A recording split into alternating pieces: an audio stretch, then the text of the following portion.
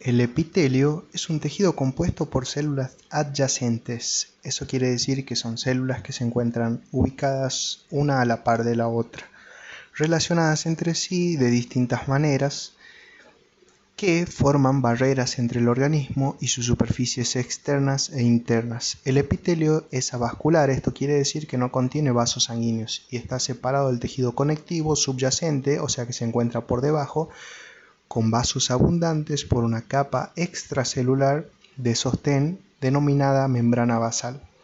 A menudo, el tejido conectivo subyacente forma pequeñas evaginaciones muy vascularizadas, denominadas papilas, y la denominación epitelial proviene de esta relación, que significa epi, papila, o sea, sobre la papila.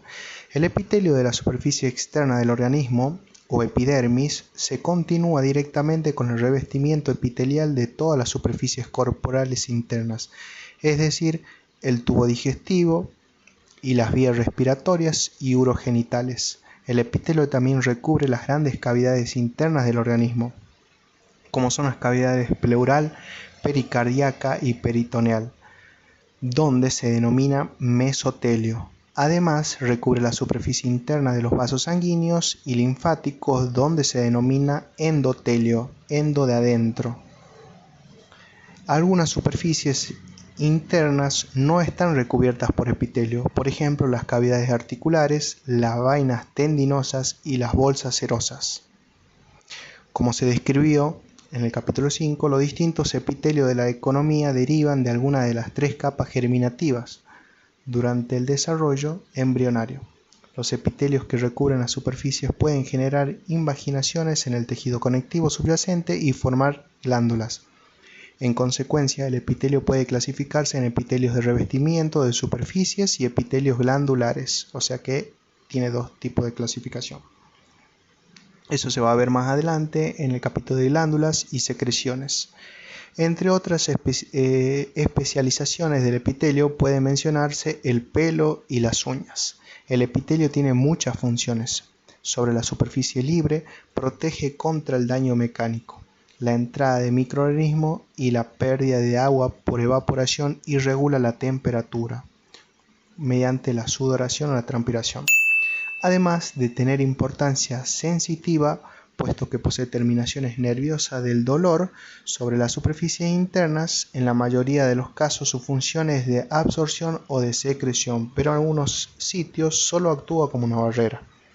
Con respecto a la clasificación de los epitelios presentan muchas variaciones en su conformación de acuerdo con las diversas funciones que deben cumplir. La vamos a clasificar entonces en distintos tipos sobre la base de la cantidad de capas celulares y la forma de las células de la capa más superficial. Si solo hay una capa de células en el epitelio, se denomina, que ya la vamos a ver, epitelio simple, que es esta imagen que tenemos aquí arriba. Tenemos acá un epitelio simple plano, porque vamos a ver que son células planas en forma de disco, de mosaicos, y epitelio simple porque solamente tiene una sola capa de células. Y van a ver acá que está la célula, esto redondito en el interior viene a ser el núcleo, y por debajo vamos a encontrar la membrana basal, que separa el epitelio del tejido conectivo que se encuentra subyacente a este mismo, o sea por debajo.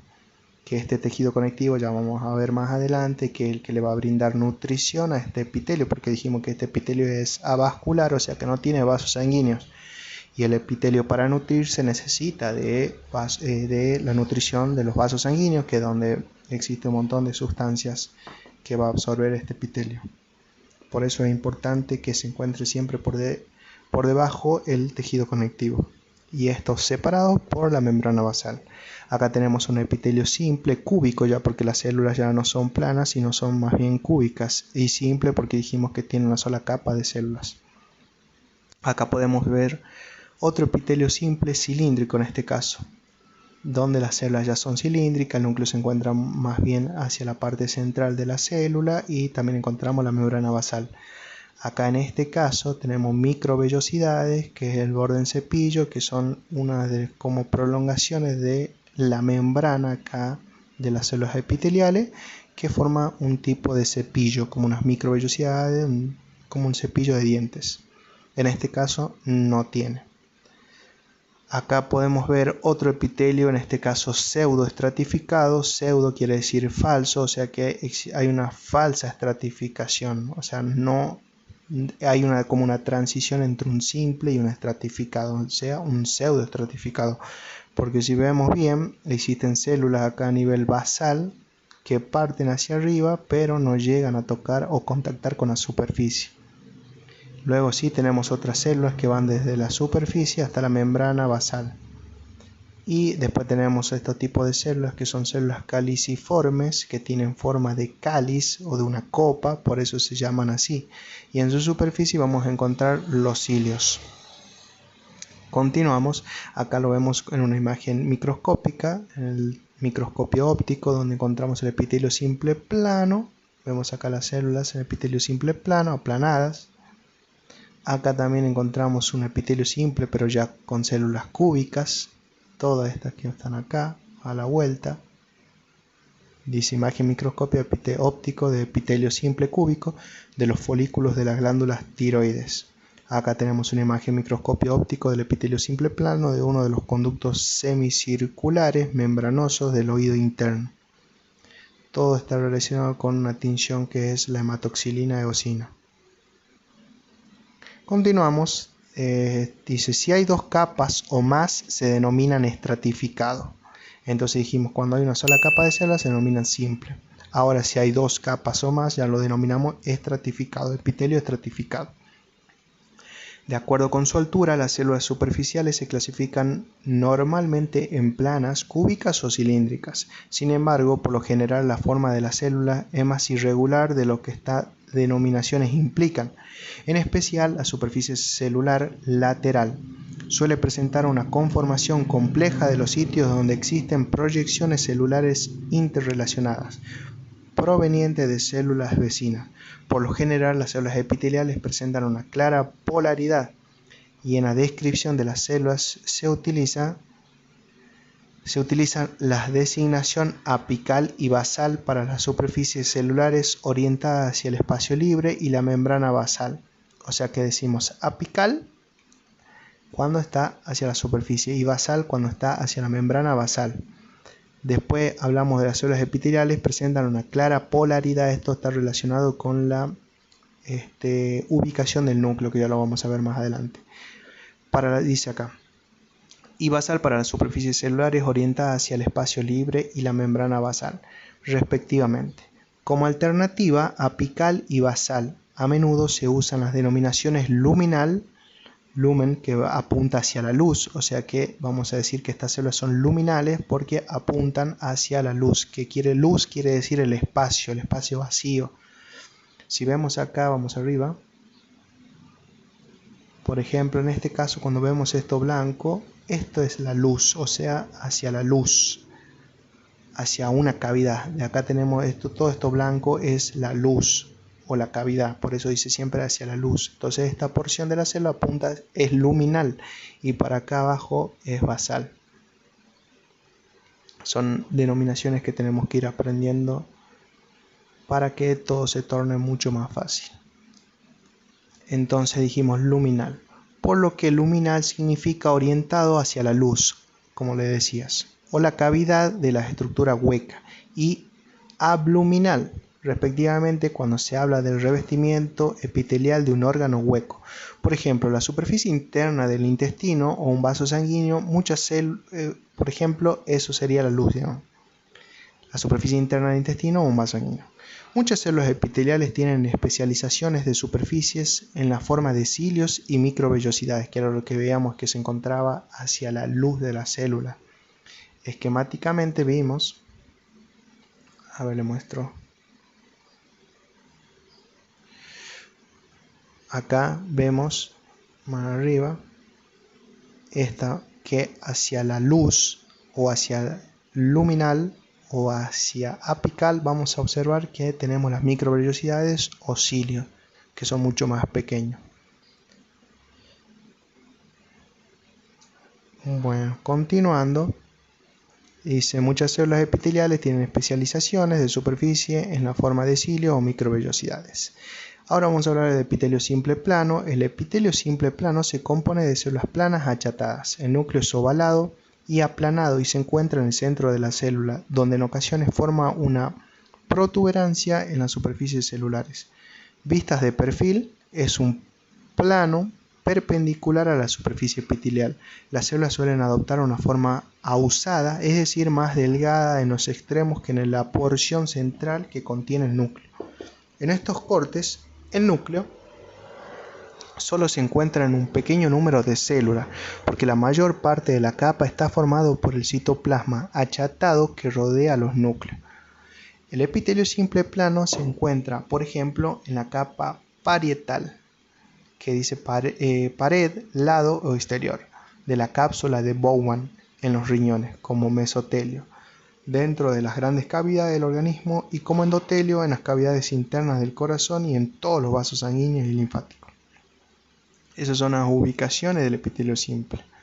Ahora vamos a ver el epitelio simple cúbico, que dice, vistas en un corte transversal a la capa, las células son casi cuadradas. Los núcleos son esféricos y de ubicación central. El epitelio simple cúbico se encuentra en los conductos excretores de muchas glándulas, los folículos de las glándulas tiroides, los túbulos renales y en la superficie de los ovarios, entre otros sitios. Con respecto al epitelio simple cilíndrico, aquí las células son columnares, dado que su altura varía desde algo mayor que las cúbicas hasta muy altas. Por lo general los núcleos son ovalados y se ubican aproximadamente a la misma altura, con frecuencia más cerca de la base de la célula, o sea, hacia basal de la célula. Más cerca se va a encontrar este núcleo de la membrana basal. El epitelio simple cilíndrico recubre las superficies internas del tubo digestivo desde el cardias hasta el ano y se encuentra como epitelio secretor en muchas glándulas. Con respecto al epitelio pseudoestratificado cilíndrico, en este tipo de epitelio todas las células están apoyadas sobre la membrana basal, pero no todas llegan hasta la superficie libre. Las células que alcanzan la superficie son cilíndricas pero afinadas hacia la membrana basal. Entre estas células se encuentran células más bajas que son más anchas contra la membrana basal, mientras que en el extremo apical ahusado solo se extiende hasta un punto determinado del espesor del epitelio. El núcleo se encuentra en la parte más ancha de ambos tipos celulares, por lo que los núcleos se observan en distintos niveles. Vamos a ver que uno se encuentra más arriba y otro más abajo, pero esto depende del tipo de célula. En consecuencia, el epitelio parece estratificado sin serlo, por eso hablamos de pseudoestratificado. El nombre epitelio pseudoestratificado cilíndrico se refiere a que las hileras de núcleos se ubican en varios niveles, o sea, uno más arriba que otro. Este tipo de epitelio suele estar recubierto por cilios y el epitelio pseudoestratificado cilíndrico ciliado se encuentra en las vías aéreas, por ejemplo. Con respecto al epitelio estratificado plano, acá ya vemos el epitelio estratificado. Vamos a ver el epitelio estratificado porque dijimos que está compuesto por dos o más hileras de células o capas de células. Y plano porque dijimos que le va a dar la denominación de plano cúbico cilíndrico la última capa más superficial o que se encuentra hacia la luz. Este vendría a ser un epitelio estratificado plano. En este caso tenemos un epitelio de transición del urotelio. Transición quiere decir que tiene la capacidad de estirarse y no tiene forma de paraguas y que al estirarse se aplana. Ya vamos a ver bien en ese caso. Acá vamos a ver un epitelio estratificado plano porque dijimos que está estratificado muchas células, muchas capas de células, y hacia la superficie vamos a encontrar el plano. Acá tenemos el epitelio de transición. Dice epitelio de transición es en una vejiga urinaria. Dijimos que la vejiga urinaria, o no lo decimos ahora, que tiene la capacidad de contraerse. Acá está contraída. Corte teñido. Entonces si vemos que se contrae vamos a ver que las células se vuelven un poquito más cúbicas. En cambio cuando se estira ya se vuelven un poco más planas. Lo vamos a ver más adelante y continuamos con la lectura del libro. El epitelio estratificado plano dice que el número de estratos celulares es muy variado, pero por lo general la capa de epitelio es gruesa. La capa más cercana a la membrana basal se compone de una hilera de células cúbicas altas a cilíndricas. Después siguen varias capas de células poliédricas irregulares. A medida que la célula se acerca a la superficie libre, se hacen más planas hasta ser escamosas. Estas células planas externas confieren el nombre al epitelio estratificado plano. El epitelio estratificado plano es el epitelio protector más importante de la economía. Forma la epidermis y recubre también la cavidad bucal que nos interesa y el esófago. Entonces decimos epidermis, epi significa fuera, dermis, piel. O sea, epi sobre, perdón, y dermis, piel. Entonces sobre la piel. Dijimos que este es un epitelio, el órgano más grande que existe, porque es el que recubre toda nuestra piel y la función va a ser de protección. En la superficie externa, las células exteriores pierden los núcleos y el citoplasma es ocupado por queratina, por lo que las células se secan y se transforman en escamosas. Por ello el epitelio se denomina epitelio estratificado plano, cornificado o queratinizado, que le llamamos nosotros. Queratinizado porque la última capa, como dijimos, se vuelve como una costrita finita, que son las queratinas, que son células que han perdido el núcleo, se llenan de queratina y luego se descaman. En la mucosa interior, por ejemplo, en la cavidad bucal, el esófago y la vagina, las células superficiales no pierden los núcleos y la capa del epitelio se describe como epitelio estratificado plano no queratinizado. O sea que no presenta queratina. No obstante, la queratina se encuentra en ambos tipos de epitelio, pero solo forma una capa córnea verdadera en la epidermis. Ahora vamos a leer el epitelio estratificado cúbico. Dice, tanto este epitelio como el epitelio estratificado cilíndrico se presentan con poca frecuencia, pero por ejemplo, hay epitelios cúbicos de 2 capas en los conductos excretorios de las glándulas sudoríparas. Con respecto al epitelio estratificado cilíndrico, las capas celulares más profundas de este epitelio se asemejan mucho al equivalente del epitelio estratificado plano, pero las células superficiales tienen forma cilíndrica. El epitelio estratificado cilíndrico es poco frecuente, pero se encuentra, por ejemplo, en los conductos excretores de ciertas glándulas de gran tamaño. Con respecto al epitelio de transición, la denominación epitelio de transición se debe a que en un principio se consideraban erróneamente que este epitelio era una forma de transición entre el epitelio estratificado plano y el epitelio estratificado cilíndrico. Todas las células epiteliales tienen cierto grado de capacidad para acomodarse a variaciones de la superficie epitelial, pero esto vale especialmente para el epitelio de transición que recubre los órganos huecos que sufren grandes variaciones de volumen. El estado contraído. Se distinguen muchas capas de células, de las cuales las más basales tienen forma cúbica o cilíndrica. Después siguen varias capas de células poliédricas que terminan en una capa superficial de células grandes de superficie libre convexa característica. El estado dilatado ahora, es decir, cuando el órgano hueco está estirado, se modifica la distribución de las células que se adaptan a la variación de la superficie. Por lo general solo se distinguen 1 o 2 capas de células cúbicas recubiertas por una capa superficial de células cúbicas bajas, grandes o casi planas, que son las denominadas células en paraguas. Cabe señalar que algunos autores consideran el epitelio de transición como un pseudoestratificado, porque las células apicales parecen estar unidas a la membrana basal por un delgado tallo. El epitelio de transición solo se encuentra en las vías urinarias, por ejemplo en la vejiga, por lo que a menudo se denomina urotelio. Vamos a ver las características citológicas especiales de los epitelios.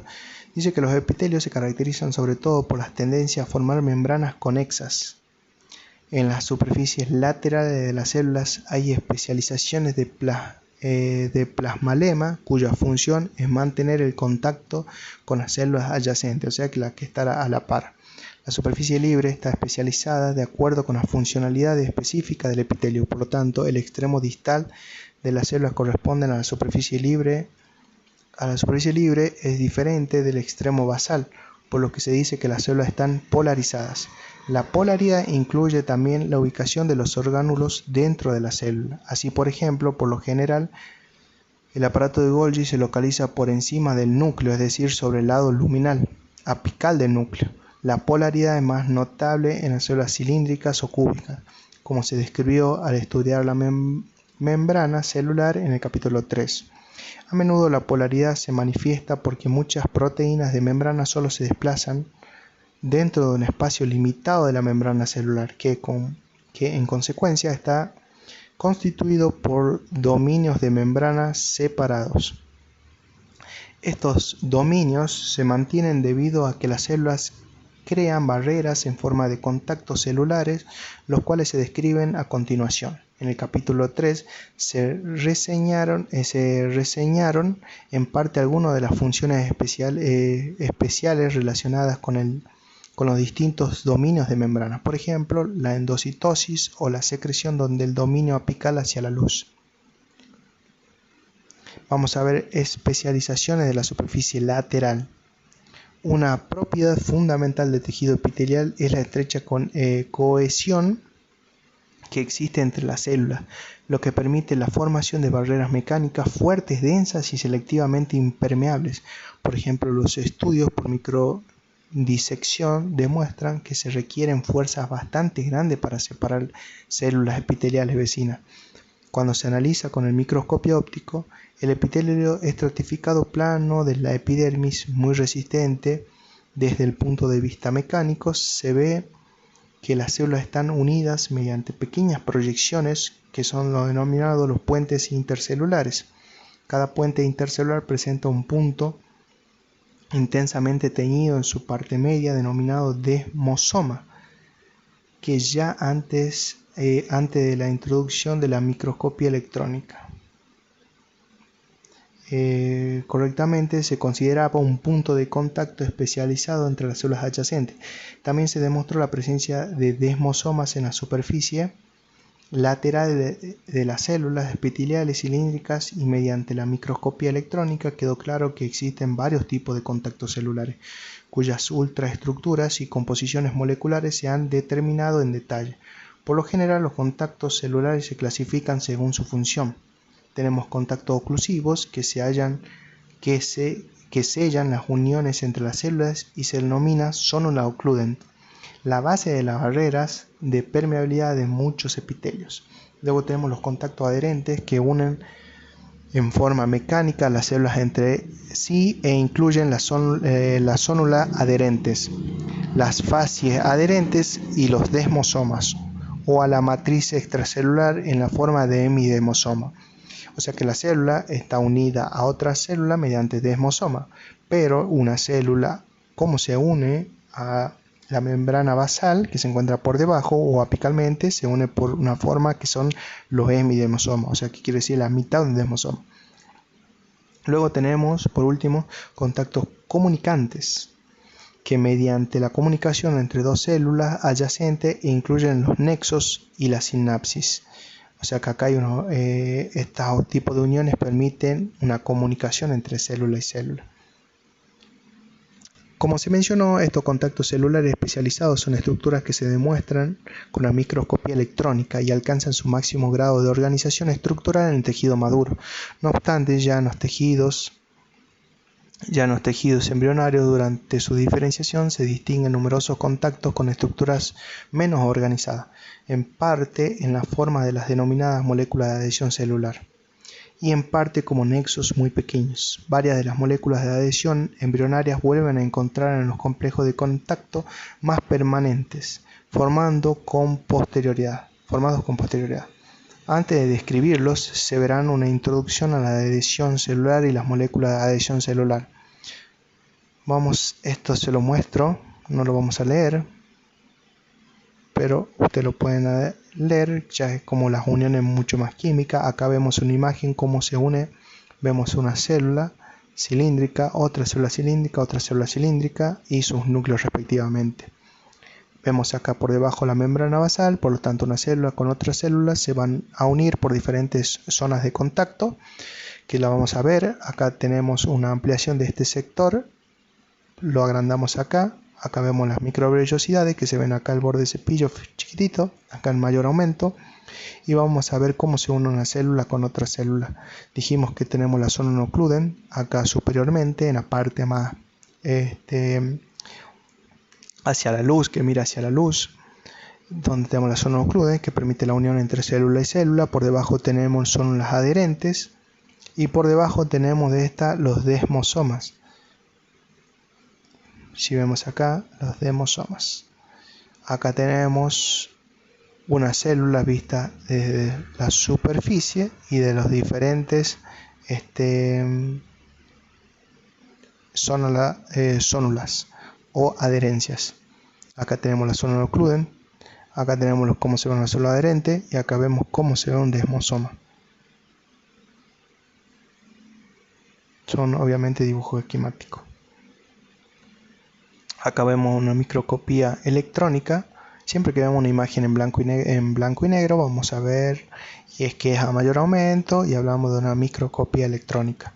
Acá vemos la luz, acá vemos la membrana de una célula, la membrana de otra célula y cómo se encuentran unidas entre ellas.